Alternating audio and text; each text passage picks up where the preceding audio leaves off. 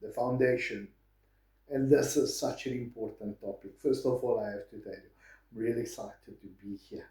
I'm really excited to finally see this in a far bigger scale than what we have, what I have been doing for years.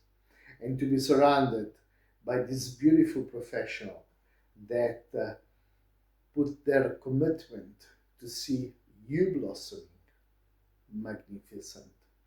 Week one. This is such an important foundation.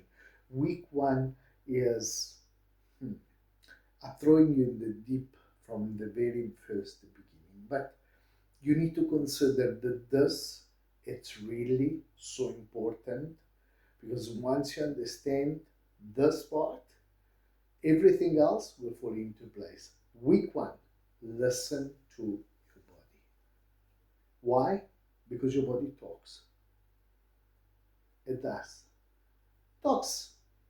If you want in a bit of a weird way sometimes, uncomfortable, comfortable, um, different way. And we'll delve to this. But let's start first of all with a brief understanding. And I promise you, I'm not going to bore you with technicality that is absolutely unnecessary. And I will explain this in the most layman terms, not because I undermine your intelligence, but simply because if I have to use big terminology, I first of all probably would bore my own self. And I want to make this as interactive as possible and as interesting as possible. So, first of all, we need to realize that every car that wants to perform needs to have a good engine. And your engine is your brain. And we all have an equal brain when we're born. So, there isn't someone which has got a couple of million neurons more than another. No, I'm sorry. It doesn't matter whether you're French, you're Italian, whether you're South African, whether you're white, you're black, Indian, even green for that matter, for all it takes, we all have the same brain structure. Now, an engine runs, and when the engine runs, it's got a certain amount of revolution, call it that way. Well, the brain does exactly the same. The brain actually functions on brain waves, which is pretty much the same as the revolution of an engine. Right. So when you're born and your brain has no revolution or such a minimal amount of revolution that you won't be able even to release the clutch and move forward. When then, until that at the age of two, your RPM higher slightly, but still, the car is still in neutral. You're going nowhere. You don't have the knowledge of it, and you're just starting to understand what those RPM are doing. And then, around about the age of seven, your RPM speeds up a little bit, and you could be able to put the car on drive, yet you don't have really the knowledge of full driving. And therefore, there is a lot of exploring done. Then again, when you come to the age of 12, 13, and mostly about 14, you are actually for the first time putting the car into serious gear, and from there you build and you learn your performances. Why this is so important? Because we need to realize that throughout our early days, early years of building our life, we were not be able to perform to the ability that we perform today, or better to say. Our brain was enabled to do as so many things as what is our brain able to do today. So, if I'm not able to do that, but that is the result that I'm expecting, I'm probably not going to get the performance I want. Exactly. And therefore, what we need to realize is that during the stages of our life, during the early years of our life, we have perceived feeling to our body, feelings, not emotion, into our body, and that has been without any form of filter.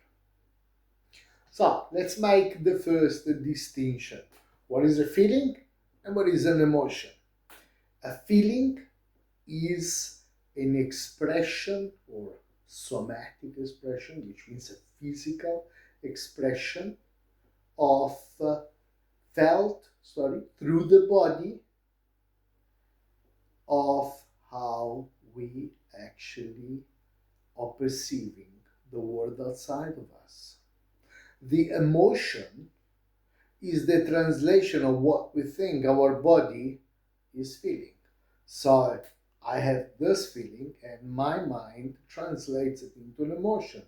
Oh, I'm fearful, I'm scared, I'm angry, I'm in love. And those are emotions, the translation. Now, here's the story. When you are young, up to the age of 7 or 8, you don't have enough cognitive ability to determine the way you feel.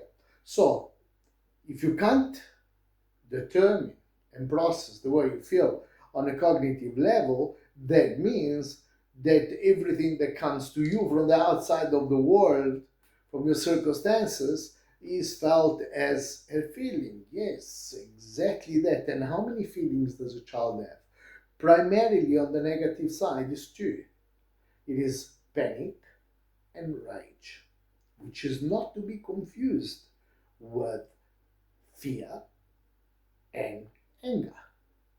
What's the difference? Well, one is unconscious, this one is conscious, which means panic, it is something we cannot control.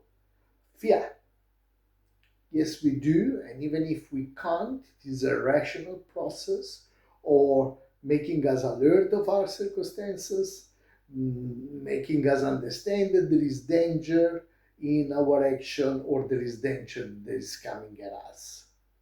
Panic has no reaction to it. It's a freezing feeling.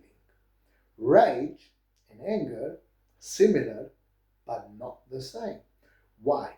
Again, rage is unconscious, which means in rage, I am not 100% in control of my actions. Whereby, when I'm angry, for as destructive as it is, I'm trying to set up boundaries. I'm trying to say to someone, hey, this is my space. You are invading my space. You're making me uncomfortable. You're making me angry. But when rage kicks in, that's when we slam the door, when we raise the voice, when we punch somebody in the face, road rage. I want you to think about road rage. Road rage is not anger. It's not an anger outburst. Not at all. It is a rage outburst. Why? Because we're certainly not going to be able to appreciate the difference between right or wrong the moment that somebody cuts us off and we decide to jump out of the car and to punch him in the face. Do we know that there are consequences? Yes. Are we able to appreciate the difference, what we should do and what we shouldn't? No, not at that time. And that is why that is called rage. And also why it's called road rage. Now, as adults, we need to know one thing, that we have selected unconsciously our reaction primarily before the age of 7. Now, I said to you, before the age of 7, we only perceive two major feelings, which is panic and rage, because there is no cognitive ability to discern between fear and panic or anger and rage. And if I tell you now that 75% of our reaction are already been selected before the age of 7, well, that means that I may be 20, 30, 40, 50, 60 years old, and yet reacting like when I was 7. Is that possible? Yeah, and it actually is possible. It is a reality, and in actual fact, is what happens. The point is, as you grow as an adult, you don't know this, and because you don't know, you can't do much about it. And that is why, in this specific week, I am asking you to listen to the body.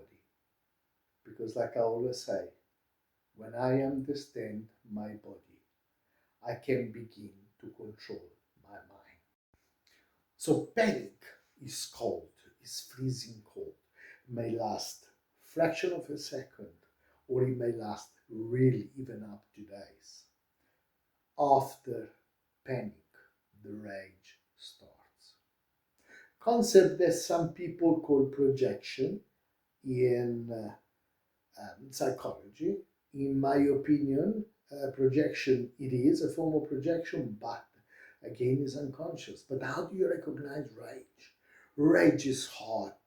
Is also felt here. Is also felt like a grabbing, something that grabs you inside, incredibly abrasive, like sand that is rubbing inside of you, but it's hot and you start sweating.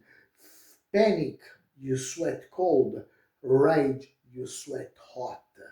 And you start, you can start shaking and it comes all over your upper body, hot, hot, hot. And at that time, is when it's an instant, in a fraction of a second, you snap. And when you snap, many things you can do. You can shout, you can scream, you can kick a door, you can kick someone. You can also implode. Because rage does not mean there is externalized, because rage can be an explosion or an implosion. Guys, whether you're imploding the building during an explosion or whether you're exploding the building, the amount of energy required to destroy the building, it is exactly the same. Do not make the mistake to say, oh, because I repress it, I'm fine. No, because whether you repress it or whether you express it, the amount of energy is the same. The only difference is that one stays inside and one goes outside through your behavior. But the repressed emotion, we know today, has an incredible effect in your lifestyle, especially because at the later stage, generally, it is expressed in a form of disease. So here is the important. Learn it. Learn it. Don't simply say, oh, I have a bit of a temper. No, you don't. You have a reaction that is exploding. Now, there is always panic and rage. Yes, there is. Even though sometimes from panic to rage is so quick that you think you're only raging. And this is what I'm asking you, get to learn your body. Pay attention to it. Pay attention and unpack it.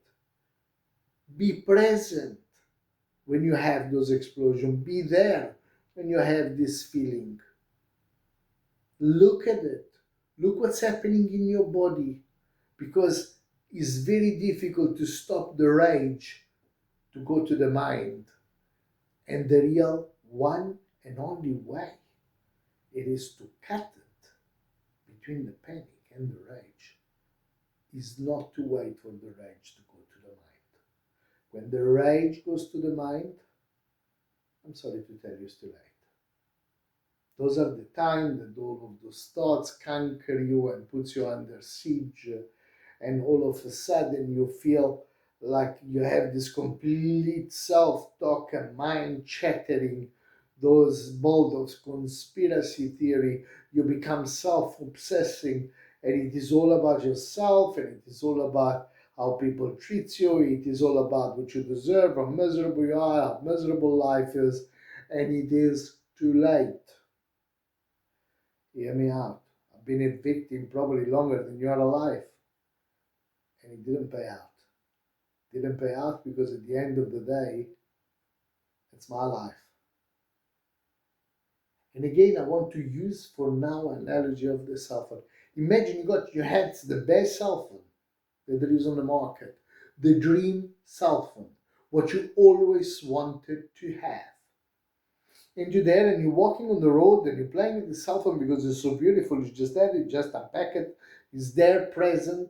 Somebody comes from behind and by mistake, because he's running for whatever reason, bumps your head, and you lose your cell phone, and whoop, it actually falls into a dustbin.